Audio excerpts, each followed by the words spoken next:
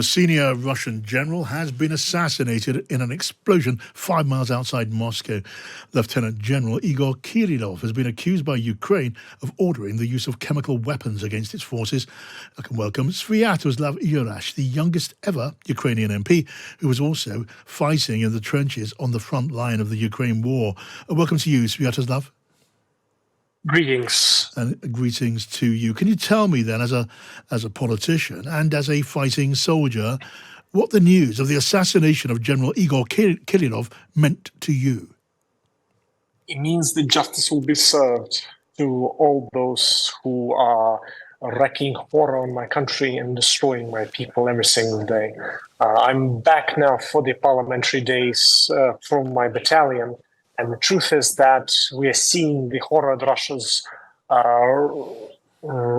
Russia is creating to all of us every single day. The fact of the matter is we are very much seeing these news as a great symbol that justice will come to all the Russians that are destroying our people. So this will have, you believe, a significant effect on the spirit, the morale of your fellow soldiers fighting in the front line? Well, it means that the notion of justice, for which we all strive for, is something that is possible. And that is something that certainly has a great deal of effect on morale all over the Ukrainian nation, not just the front lines.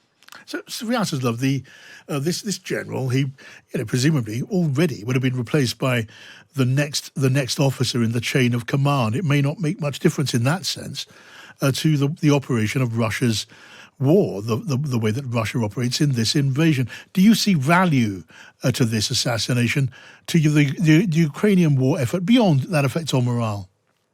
Well, every single time we went for the deployment on this and that position, we always had a gas mask with us. It is well known to all the soldiers and civilians the Russians are employing chemical weapons on the front line. And this man has been responsible, as Ukrainian authorities, Ukrainian prosecution officers provided, for the order to try and kill Ukrainians with chemical weaponry.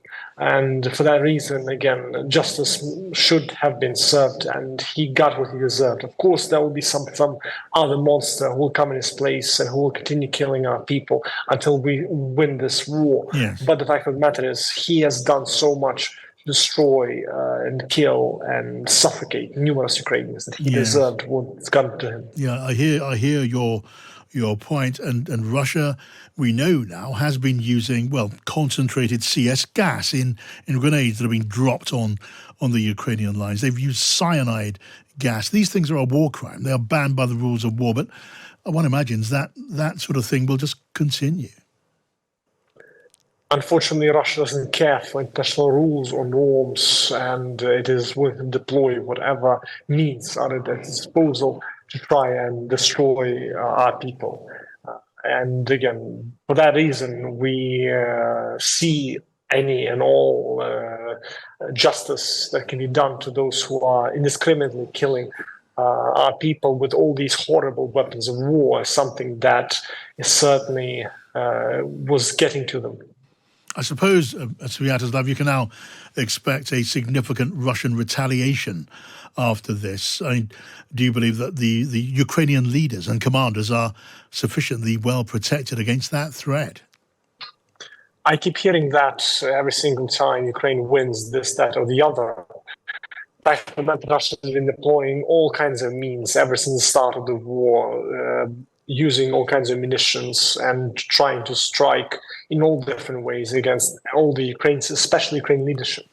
There have been even publicly revealed various plots against the president, against other people who are in leadership of our country.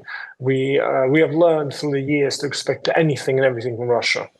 Tell me now, Sviatoslav, you're seeing the constant buzz of speculation and discussion about what may be coming for the Ukraine war in this coming year. Do you personally believe that any kind of agreement may be possible to end this war in this coming year? It's easy to speculate about that, but it's pointless because every single day comes in news of Russians trying to push here and there, and losing countless lives in the process. Not to mention the attacks on civilian targets, destruction of Ukrainian cities, and all that. We see no appetite for any kind of peace from the Russian side. We see the opposite. And it's very important to always remember that Putin has always laid out clearly that he wants the entirety of Ukraine and he wants to consume it whole. He wants to destroy our statehood and to take over our nation as a whole. We are not going to let that happen. We're going to fight back. The ceasefire or peace that will last a year or two is worthless. Because before the invasion, we have been negotiating with Russians for 8 years, and the result of negotiations, Russia invaded our country whole. So we see whatever ceasefire or peace comes about, if it's not backed up by actual guarantees or actual means of protecting our sovereignty and our future, as meaningless. I mean, Donald Trump is shortly to move into the White House for the second time. He says he will bring about peace negotiations and a settlement. I fully hear you do not trust Vladimir Putin at all. Do you trust Donald Trump? There are plenty who are always Trumpers. There are plenty who are never Trumpers. I see all the reason in the world to be a sometimes Trumper. Trump was somebody who gave Ukraine weapons. When he came into the presidency for the first time, he made a decision to provide various munitions to Ukraine, which have done immense work on the front lines in defeating and battling against the Russian aggression. So the fact of the matter is, Trump says many things, but the fact is that he does many things that are helpful and are useful in defense of our country. Well, Sviatoslav Yurash, so good to get your thoughts today. Thank you. Arisia Lutsevich is the head and research fellow at the Ukraine Forum and Russia and Eurasia Programme at Chatham House. Hello to you, Arisia. Good evening. Evening to you. There is so much talk now about peace talks in the Ukraine war coming soon. But Arisia, it isn't certain, is it, they can even start? You're right. There is a lot of peace talk here in the West, and President-elect Trump says he wants peace, but there's only one man who holds keys to peace, and that is President Putin, who is not actually showing any evidence, or either rhetorical or on the battlefield, that he is prepared to de-escalate. So to be honest, unless there is some kind of imposed ceasefire that comes either from President-elect Trump having leverage over Russia, and we don't know what that could be, and pressure over Kyiv, there's an unlikely to be a genuine, durable ceasefire. Well, I mean, the line from those around Donald Trump is that he could exert such leverage. He speaks about forcing Russia to the table by threatening to arm Ukraine, well, to a far greater extent than Ukraine is armed now. Is that a feasible threat? Well, that is a difficult question. I think that what we hear from Russian senior leadership, including yesterday in the military, gathering at the Ministry of Defense, that just pure military supply will not be threatening substantially. I think what is a bigger leverage is actually Russian oil and gas markets. It's suffocating the channels through which Russian state receives income into its budget to be able to procure parts and machinery to continue fueling its war in Ukraine. So it has to be a quite multifaceted pressure campaign to raise costs so that Putin and his generals understand that this war is not winnable. So far, they're finding the way to circumvent sanctions. They're finding a way to deploy this shadow fleet to trade oil, and they're finding a way through China to get all the necessary components and machinery to produce drones and ballistic missiles. Because one of many problems in the way of exerting that kind of pressure on Russia, if it did come to talks, then I suppose the subject which we're told is going to be on the agenda is Ukraine and its ambitions for NATO membership. Now, NATO membership for Ukraine We can say that's out of the question, can't we? Because you would need all of the members of the NATO alliance to agree to it, and, well, Hungary, to name but one, and possibly, if there's a change of president in France, to Marine Le Pen, well, that would be two, and there could be others. It's just not going to happen.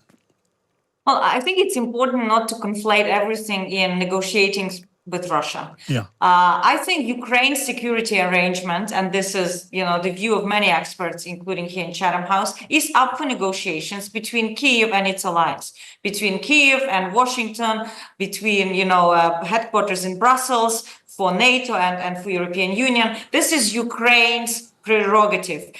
We should actually make sure we do not fall into the Russian trap to recognize Ukraine's partial sovereignty. Now, what Ukraine can negotiate with Russia, and there are plenty of issues to be negotiated, that is deconfliction, that is the withdrawal of forces from the contact line, that is exchange of prisoners of war. This is a question of compensations and, what is going to happen with that register of damages that Ukraine has gathered on the platform of the Council of Europe with millions of Ukrainians reporting losses. That is also deported children forcefully into Russia. These are all the questions, and a main question whether Russia will finally recognize that Ukraine has the right to exist as an independent state. These are the issues that could be negotiated between Kyiv and Moscow. Well, I mean, there are so many, but the question of guaranteeing Ukraine's security after some sort of freezing of the conflict, that isn't a decision for Ukraine. That's a decision for NATO allies, for NATO to decide, are they going to guarantee Ukraine's security right up to a new line of control, to use that expression, on a frozen front line. And again, it's much easier to see some NATO members refusing to agree to that than all of them agreeing to that. You're absolutely right. Right now, there's no consensus about even inviting Ukraine into NATO, right? Because this is what President Zelensky was advocating. He was asking, let's get Ukraine an invitation. So this is taking off the table where Ukraine belongs geopolitically. That didn't happen. Now, the question is, what kind of security arrangement is in Europe's interest if there is a ceasefire and Putin's regime maintains hold on power in Russia, projects very militaristic rhetoric, rearms its forces, and as we have heard yesterday in Moscow, is preparing for direct conflict with NATO in the coming decade. In that situation, is it better to have Ukraine as part of collective security arrangements with its most, capable and combat-ready army, or not? This is the question, I agree, for Europeans to decide. I would argue that having such serious, rearmed, technologically advanced army as Ukrainian as part of collective defense is beneficial. But there's surely literally no chance of all of the NATO members taking that view. Some of them are far more sympathetic to the Russian argument than others. That is why I think there will be a coalition of the willing. Those countries who do share the same threat perception with Ukraine, that will be working jointly to prop that defensive lines and to deter Russia. And that includes countries from the Nordics to the Baltics to Eastern European countries, to all the way to the Black Sea, again, depending on how elections go in Romania. But this is the new, if you want, security Berlin Wall. We have to make sure that Russia cannot mount another massive war in the heart of Europe. And this is only collectively with Ukraine, with Moldova, eventually with countries like Belarus, because this is where Russia now projects threat, including nuclear threat to Europe, that has to be addressed. I must ask you now, Arisia, to make an educated guess. I mean, your guesswork is better than most people's, but I guess it can only be a guess. Is it your guess that talks in this coming year taking place, that's a feasible proposition, and is a resolution feasible? The talks are feasible. I think President-elect Trump really wants to have them going. And clearly, Ukraine said they don't want to upset America, so they will be willing to sit at the table. Whether Putin will come to that table, it's a question. I think sustainable resolution, is unlikely without, again, a serious defense agreement that will prop Ukraine and dissuade Russia from overreaching and attacking it again. All right, Arisia Lucevic at Chatham House, thank you.